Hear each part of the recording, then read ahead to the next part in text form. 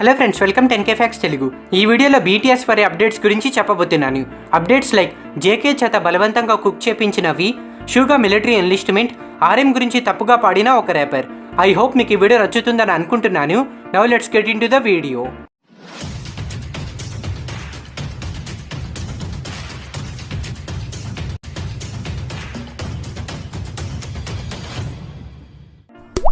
BTSలో మన మజిల్ బన్నీ జంకుక్ అందరికంటే చిన్నవాడైనప్పటికీ తన హ్యూమ్స్ను జాగ్రత్తగా చూసుకుంటాడు. BTS in the soup season 2లోని ఒక ఎపిసోడ్లో జంకుక్ బ్రేక్ఫాస్ట్ కోసం పార్క్ బెల్లీ కుక్ చేశాడు. అయితే ఆ రోజు వి లేట్గా నిద్ర లేవడం వల్ల జంకుక్ చేసిన పార్క్ బెల్లీ తినలేకపోయాడు. లేటుగా లేవడం వల్ల బ్రేక్ఫాస్ట్ అయిపోయింది. దీంతో వి మన వరల్డ్ వైడ్ హ్యాండ్సమ్ జిన్ దగ్గరికి వెళ్ళి తనకు బ్రేక్ఫాస్ట్ కుక్ చేయమని చెప్పాడు. కానీ జిన్ మాత్రం వీడియో గేమ్ ఆడుకుంటూ నేను అర్జెంట్ సిచ్యువేషన్లో ఉన్నాను, కుక్ చేయలేనని చెప్పాడు. ఆ తర్వాత తనే స్వయంగా బ్రేక్ఫాస్ట్ ప్రిపేర్ చేసుకుందాం అనుకున్నాడు. కానీ తనకేం తినాలో అర్థం కాలేదు. ఏం కుక్ చేద్దామని ఆలోచిస్తుండగా జంకుక్ అక్కడికి వచ్చి తను ప్రిపేర్ చేసిన డెలిషియస్ బ్రేక్ఫాస్ట్ గురించి చెప్పాడు. అప్పుడు వి వెంటనే నెంగ్మ్యాన్ తిందాం అనుకున్నాడు. నెంగ్మ్యాన్ అంటే కొరియన్ కోల్డ్ నూడిల్ సూప్. కానీ JK వచ్చి తన డిష్ గురించి చెప్పిన తర్వాత వీకి అది మైండ్లో ఫిక్స్ అయిపోయింది. సో తను కూడా పార్క్ బెల్లీ తిందాం అనుకున్నాడు.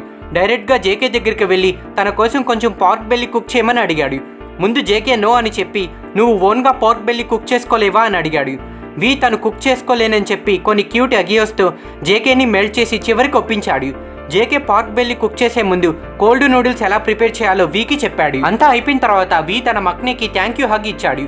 JK కుక్ చేస్తున్నప్పుడు తనకి కాంప్లిమెంట్ ఇస్తూ JK వండిన ప్రీషియస్ వంటని తినడానికి నేను అర్హుడునో కాదో తెలియదని కొన్ని డైలాగ్స్ వేశాడు. JK పార్క్ బెల్లీ కుక్ చేస్తూ వి చేత కోల్డ్ నూడిల్స్ ప్రిపేర్ చేపించాడు. BTS మెంబర్స్ అందరూ ప్రెజెంట్ మిలిటరీలో వాళ్ళ మ్యాండేటరీ మిలిటరీ సర్వీస్ను కంప్లీట్ చేస్తున్నారని మనకు తెలుసు. మెంబర్స్ ఒకరి తర్వాత ఒకరు మిలిటరీకి వెళ్ళారు. సో ఇంతకుముందు మెంబర్స్ మిలిటరీ ఎన్లిస్ట్మెంట్ అని న్యూస్ వస్తే మనకు బాధ కలిగేది. బట్ ఇప్పుడు అలాంటి న్యూస్ ఏం రాదు, ఎందుకంటే అందరూ మిలిటరీకి వెళ్ళిపోయారు కాబట్టి. అయితే ఆర్మీ షాక్ అయ్యే విధంగా మార్చి 28వ తేదీన ఒక న్యూస్ వచ్చింది. కొరియా డిస్పాచ్ వాళ్ళు మిలిటరీ ఎన్లిస్ట్మెంట్ BTS షూగా అనే టైటిల్తో ఒక వీడియోను సోషల్ మీడియాలో అప్లోడ్ చేశారు. ఆ వీడియో థంబ్నెయిల్గా నాన్సన్ ట్రైనింగ్ సెంటర్ను మరియు మన జిన్ అండ్ షూగా ఓల్డ్ ఫొటోస్ను పెట్టారు. ఈ వీడియోలో ట్రైనింగ్ సెంటర్ లోపలికి కార్స్ ఎంటర్ అవుతున్నట్లు చూపించారు. షూగాని జిన్ని చూపించలేదు. వాళ్ళిద్దరూ కార్లో ఉండొచ్చని చెప్తున్నారు. ఇదంతా మెంబర్స్ కొత్తగా మిలిటరీలో జాయిన్ అయ్యే ప్రాసెస్లా ఉంది. బట్ మన షూగా మిలిటరీలో సెప్టెంబర్ 2023లోనే జాయిన్ అయ్యాడు కదా, మళ్ళీ ఇదంతా ఏంటని మీకు డౌట్ రావచ్చు. ఇప్పుడు మనం దీని గురించే మాట్లాడుకోబోతున్నాం. షూగా అఫీషియల్ ఎన్లిస్ట్మెంట్ తర్వాత తనకు సంబంధించి ఎటువంటి న్యూస్ను మిలిటరీ సర్వీస్ వాళ్ళు రిలీజ్ చేయలేదు. షూగా కూడా సోషల్ మీడియా ద్వారా ఆర్మీతో ఇంటరాక్ట్ అవ్వలేదు. అంతవరకు ఎందుకు, షూగా ఎన్లిస్ట్మెంట్ రోజున బిగ్ హిట్ వారు కూడా చాలా కామ్గా ఉన్నారు. దీనికి రీజన్ ఏంటంటే మన షూగా డైరెక్ట్గా మ్యాన్ పవర్ సెక్షన్కి వెళ్ళలేదు. అంటే హెవీ డ్యూటీస్ ఇంకా హార్డ్ ట్రైనింగ్ తీసుకోలేదు. తనకి షోల్డర్ సర్జరీ అవ్వడం వలన తన చేత హెవీ వర్క్స్ చేపించారు. అందుకే షూగా మిలిటరీలో సోషల్ వర్కర్గా ఇన్ని రోజులు వర్క్ చేశాడు.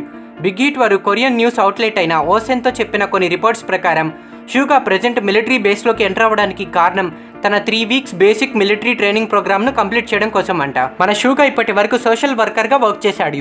ఇప్పటి నుంచి తన మెయిన్ ట్రైనింగ్ స్టార్ట్ అవుతుంది. దీన్నే pre service post entry system అని అంటారు. ఈ సిస్టమ్ ప్రకారం మెయిన్ ట్రైనింగ్ కంటే ముందు ఒక బేసిక్ ట్రైనింగ్ ప్రోగ్రామ్ ఉంటుంది. ట్రైనింగ్ కంప్లీట్ అయ్యాక సోల్జర్ తిరిగి తమ పొజిషన్కి వెళ్ళిపోతారు. ఇదే మన షూగా విషయంలో జరిగింది. రిపోర్ట్స్ ప్రకారం every single BTS member military ఎన్లిస్ట్మెంట్కి ఎలా అయితే జిన్ అటెండ్ అయ్యాడు, అదేవిధంగా ఇప్పుడు షూగా బేసిక్ ట్రైనింగ్ ప్రోగ్రామ్ కోసం జిన్ వచ్చాడంట. జిన్ షూగా కోసం నియర్లీ 200+ కిలోమీటర్స్ ట్రావెల్ చేసి వచ్చాడంట.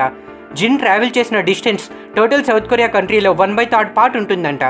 గ్రూప్లో అందరికంటే పెద్దవాడిగా జిన్ తన రెస్పాన్సిబిలిటీస్ను కరెక్ట్గా ఫాలో అవుతున్నాడు. ప్రెజెంట్ BTS వాళ్ళు వరల్డ్ వైడ్ పాపులర్. సో వాళ్ళకి సపోర్ట్తో పాటు హేట్ కూడా లభిస్తుంది. ఎందుకంటే మనం మన ఫీల్డ్లో గ్రో అవుతున్నామని తెలిసినప్పుడు అది నచ్చని వారు ఆపే ప్రయత్నం చేస్తారు. అది కుదరకపోతే మన గురించి బ్యాడ్గా చెప్పి సొసైటీలో మనకున్న నేమ్ను స్పాయిల్ చేయడానికి ట్రై చేస్తారు.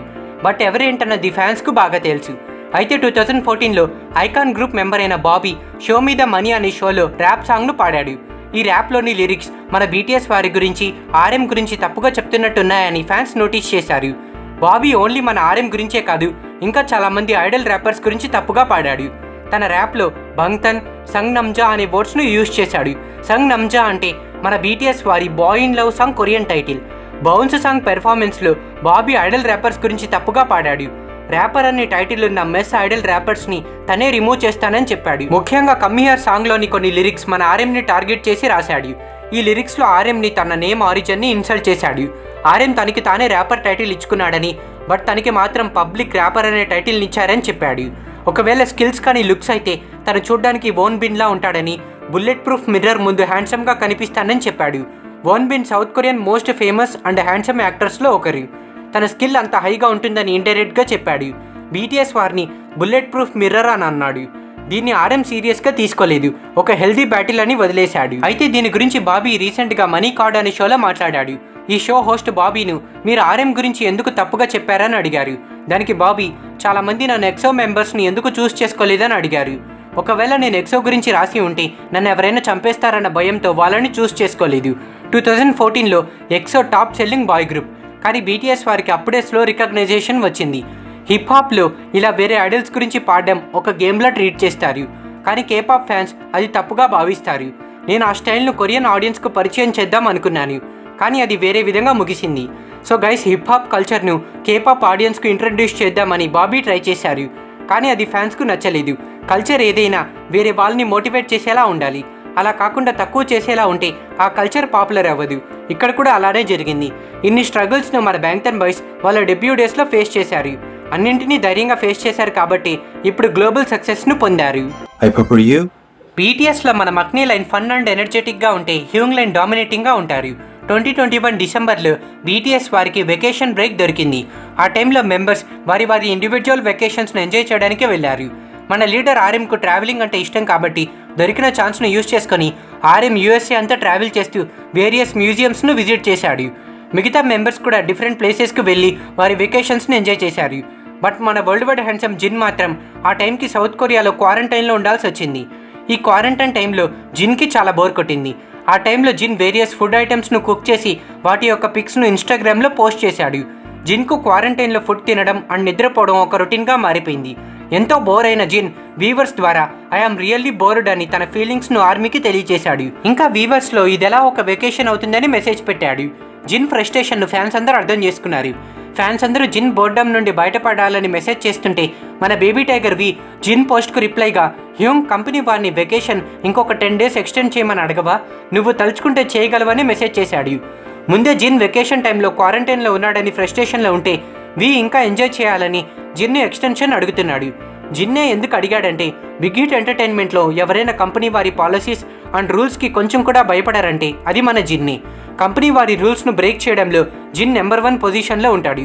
అది కాకుండా జిన్ మన బ్యాంక్ పీడీకి కూడా చాలా క్లోజ్ ఫ్రెండ్. అందుకని కంపెనీ వారి డిసిషన్ను చేంజ్ చేసే పవర్ జిన్కి మాత్రమే ఉంది. కాబట్టి వి జిన్ అలా అడిగాడు. బట్ ఫ్రస్ట్రేషన్లో ఉన్న జిన్ నేను తిన్న డిషెస్ను కడగాలని రిప్లై ఇచ్చి సైలెంట్ అయిపోయాడు. So thanks for watching guys. ఈ వీడియో మీకు నచ్చిందని అనుకుంటున్నాను. ఈ వీడియో మీకు నచ్చితే వీడియోను లైక్ చేయండి అండ్ మీ ఫ్రెండ్స్ అందరికీ షేర్ చేయండి. దీంతో మన తెలుగు వారు కూడా బీటీఎస్ వారి గురించి అండ్ కేపాప్ గురించి తెలుసుకునే అవకాశం ఉంటుంది. మీకు నచ్చిన వీడియోస్ను నేను ఎప్పుడు చేయడానికి ట్రై చేస్తాను.